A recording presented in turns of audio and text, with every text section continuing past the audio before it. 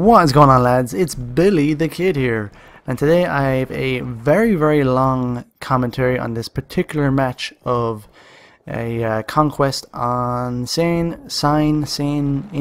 Crossing, I suppose you can call it. It was a very hard fought match, and it was played on Luetin's server. Now, if you haven't heard of Luetin, I'll leave a link to his awesome channel in the description. I'm sure you've heard of him somewhere around in the YouTube universe. He does excellent content. He's got a very relaxing voice, but he does awesome content. I highly recommend, if you haven't heard of his channel, to go and check him out. He does really awesome Battlefield content and commentaries, and he has a server rented out on the PS3 for Battlefield 3.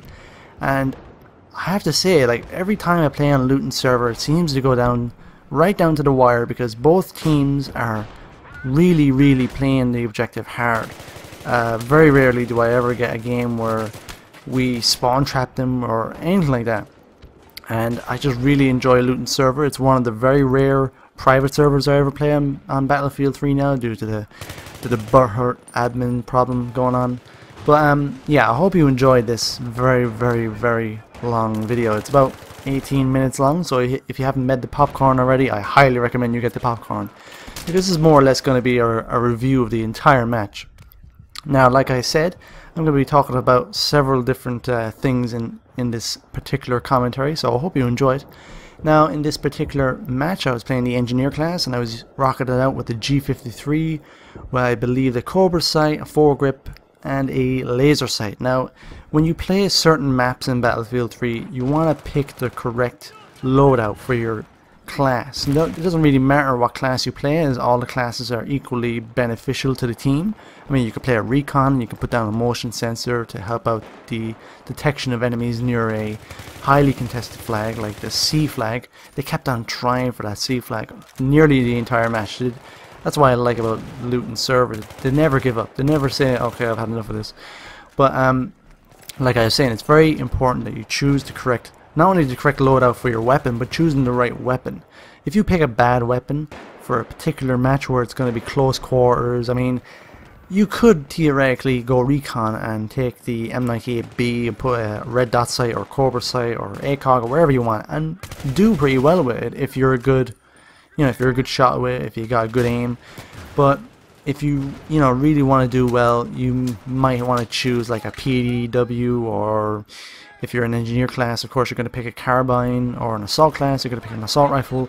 But like I said, all the weapons do equally well, but if you really want to excel, you might want to choose, say, if it's a Caspian border type map where it's long range, you might want to go assault, and you might want to go with an assault rifle that's good from medium to long range.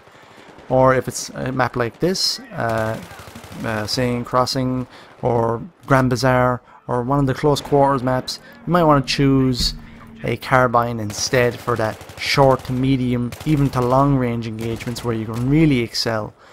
And like I said, like, all the weapons and all the classes are equally good at the situation at hand. So you could, like I said, excel with a sniper rifle and put down the motion sensor, or you could be an NG and get the repair tool and start repairing your tank, because in this particular map, Insane Crossing, you get a tank and the enemy gets a tank. Now, what is the enemy going to do? For example, we spawn in as the Russians. We're all going to go to C straight away, and right here I turn my team to my VoIP to team, because I wanted to tell the guys, listen, we're losing C. I need some help on C, because C, just like in most of the other maps, the Charlie flag on console anyway, is the main point of the fight. If you don't control C, they're going to come around to D, capture that. They're going to go down to Alpha, capture that. You're going to go down to Bravo, capture that, and you're more or less spawn trapped. And for the entire match, as I said, they kept on going for C, because, like I said, it's the main flag you gotta hold. If you can hold C, you can more or less go to all the flags from equal directions. So you can go from D, from the Russian spawn, and from C, from behind. And what they did, I think, in this footage, is they captured D, and they kept on coming up from behind us from C. So I was trying to tell the guys, hey, watch out, they have D, so they're going to come up from archway from our spawn. And you can see on the map right now, their Abrams is trying to go to Delta, and our T-90 is behind him. I hit him on RPG, but I think he had reactive armor on. I was sure I hit him in the back, and as I go to fire another one, it hits the fence. Damn you, fence! But anyway, like I was saying, the most important thing you need to do is choose the right weapon that you are familiar with, and choose the right loadout for that weapon. For example, the MP7, it's a beast of a gun. We all know that. But the interesting thing I recently found out is, you may know this, I don't know. The aim down sight is the statistics for the aim down sight is the same for hip fire, which means you won't lose any accuracy by hip firing the gun if you have the laser sight equipped. So even if you aim down sights, you won't lose any accuracy if you hip fire it. So you can very easily hip fire the MP7 for days with the laser sight equipped, of course, and it's a beast of a gun with extended mags on it. But would that do well, say, on Grand Bazaar? Sure it would. Would it do well on Caspian border? Possibly, but you could do much better, say, with an assault rifle, or recon, or carbine, or even a light machine gun. So it really depends on the map at hand, on what weapon you choose, and what loadout you choose. And you could say, okay, I want to put a 12 times scope on my MP7 because I feel like a beast. You could do that, but you might not do as well as you can think, you know. So the right loadout is absolutely crucial, and not only the right loadout, but the right spec as well. If you look before you go into a game, look at your squad, see what specs they have. If you're communicating with them and they have two of the same spec, for example, in this instance, I think at the start of this match, I asked one of the guys in the squad, can you please change your squad spec when you get killed? And he said, yeah, no problem. And he went ahead and changed it. And that's what I mean. Like, if you notice that there's somebody in the squad running the same spec, either message them, or if you have a microphone, just ask them politely. Don't be an arsehole about it and say, dude, you fucking arsehole, change your squad spec. Just be nice. Don't be a douche. DBAD. Don't be a dumbass or a douche, whichever one you prefer. I think D. Crew Collins said that, and I highly agree with him. DBAD. Don't be a dumbass. So just make sure you choose the right spec. Now personally, I like using squad cover because that will give you much more time to get. Actually, to be honest with you, I'm not exactly sure what squad cover does. I know squad suppress reduces suppression, I think. I have a lot to learn on Battlefield, don't I? But squad cover, I have no idea. All I know, it's good. I think it increases the suppression you give to the enemy. I'm not too sure. Tell me in the comment section exactly what squad cover does. I'll actually have to look it up on Battlelog. Anyway, but choose the right spec, and choose a spec that nobody else on the squad has. And like I said, if you notice somebody that has the same spec as you, or somebody else, it's okay if you are in a highly contested flag and you need to spawn in fast and you just don't realize you had the same spec. That's no problem. But if you're in a comfortable situation where you're spawning in deployment, or say you just captured the flag, you can just take a second for yourself and say, okay, we've captured the flag, where are they going to go next, and what spec is everybody else using? Now in this particular map, you see that building that we were fragging in RPG, they were up there for a long time and they can oversee C, and they were in communication with everybody. That's what I love about this server. Everybody communicates, and communication is vital to winning the battle. Now right here, I didn't realize there was another guy there, and I suffered for it, and instantly I said, heads up lads, there's a guy with a Magnum, he's got a Spas, he's got buckshot, and he's using the I think I already said Magnum, but I told him he's capturing C, get back up there as fast as possible. And you can see right now we're in a bad situation. They have nearly 3 flags, even though we're still in the lead in terms of the tickets. I realize we have to take C back.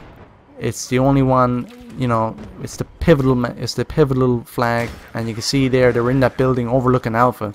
So that building is very vital to overlooking Alpha and overlooking Charlie. You can lay a lot of suppressing fire if you get a support class with an LMG, maybe a claymore or two, set it up on the stairs, and he can just stay up there. And once they get into that building on C, it's very, very difficult. If you got maybe 3 or more people, especially assault guys, in C building, look at this guy, he spawns right in front of me. I don't know how I caught him. I really don't. I was sure I was going to get nailed by him. And of course I get C4'd. But once they get into C building, 3 or 4 medics, man, it's very difficult to dislodge them. I was playing the other day and I swear to you, it took us 10 minutes of non-stop fighting. And that's very vital if you're on a losing team and you take C and you realize, okay, we have C only. All the other flags are capped. They're going to come to C and they're going to try their hardest to capture it back, because then they have a small capped. Now what you can do is get your friends, get like 2 or 3 medics, maybe 1 support, claymores, C4, whatever. Get into C building and stay there. If you go down, get your medic to revive you and keep doing it. I swear to you, it took us 10 minutes of non-stop fighting to dislodge them from C building a couple of days ago. I don't think it was in this match, but it was a massive distraction, because by the time we finally figured out what they were doing, we lost 2 more flags and the ticket drain just went down. Here's me like stupidly RPGing a door because I thought, oh, we can get into that side building. I'm sure we can get into that side building. Wrong. And look at that, a lovely double kill. Oh, rubble for days. And now I knew there was another guy up there and I thought I could get him as well, so I throw a frag. I think I get a hit marker, but I knew he was up there. These buildings are very, very vital to overlooking particular flags. This one and the one across, adjacent to the building here, is very vital for overlooking D. Not only like the D building, but the one this one and the one adjacent to it. I swear that we're getting into these buildings. Ah, yes, now I remember. Yes, yes. It was this building that they wouldn't get out of. I think it took me like 3 minutes and a lot of dead blueberries to finally flush them out. But that's what I love about these games. They just don't give up. Now, look at the map. Look at the match right now. We are winning. We are winning by a huge amount. Not a huge amount, but we are winning quite comfortably. And we are about to capture D back, but they're still not giving up. They're right now crossing their spawn bridge, and they're going to try, I think, recapture C. Yes, there's Bravo. Yeah, there's Bravo being capped right now. And I don't notice it at first because I'm so concentrating on Delta. It's very important that you have situational awareness in heavy conquest matches like this, where the enemy is PTFOing hard, and so is your team. Now look at the map now. They're capping all. Excuse me, they're not capping all the flags, but they are capturing 2 of the flags. And the only one we have still, I believe, is C. They're not touching C. Now that's very smart. If the enemy is on C and they are a tough nut to crack, let them have it. Even though it's vital to the entire map, let them have it. You know, maybe leave 2 guys at C just to draw their attention and send the rest of your guys off to the other flags and cap them.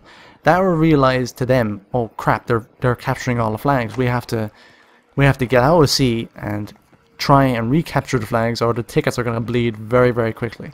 And they will be just trapped in there, and they will either have to try and break out, or they can just get killed and spawn a deployment and try to recapture a flag. Now, as you can see, C is flashing. We have just lost it, and I realize, crap, this situation is not good because we're slowly getting penned in here. We only have Delta now, and if they capture these 3 flags, our tickets are going to bleed fast. Now, luckily for us, this guy I swear I thought I got that guy. I swear I thought I got him. No, kudos to him. He's playing the objective.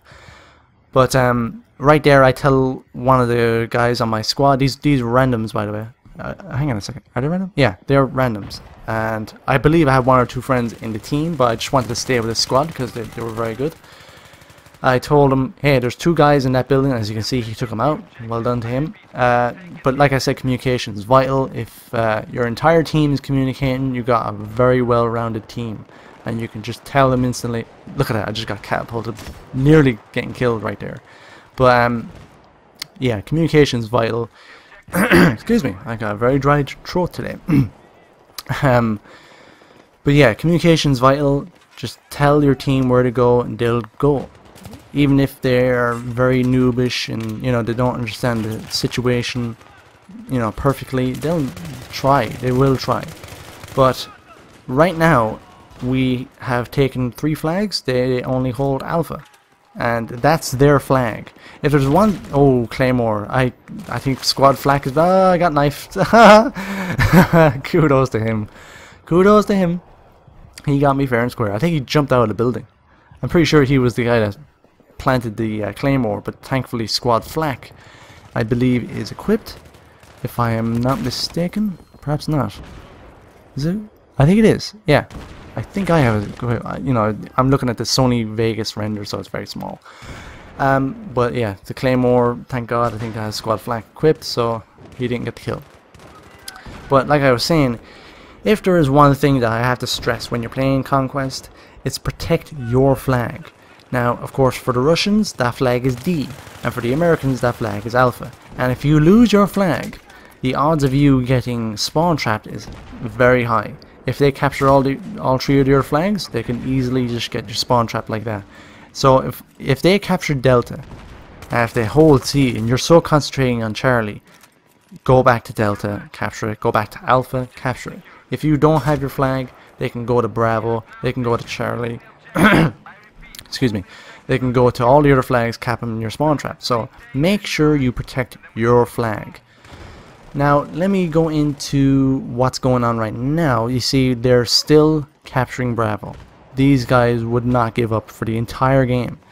And that's one reason why I love Luetin server. It's an awesome server. I highly recommend if you're getting tired of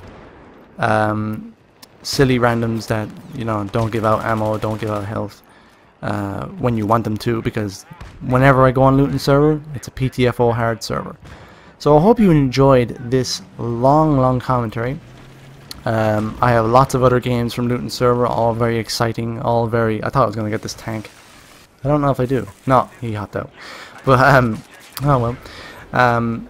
Yeah, please let me know in the comment section below if you enjoyed this commentary, if you would like me to do more, and leave me a like, leave me a share, leave me a favorite, leave me a comment, leave me a cookie, leave me a cup of tea, whatever you want to leave me, just leave me. Lads, this is Mobility Kid. I hope you enjoyed it. Please comment, rate, and subscribe, and I'll talk to you later.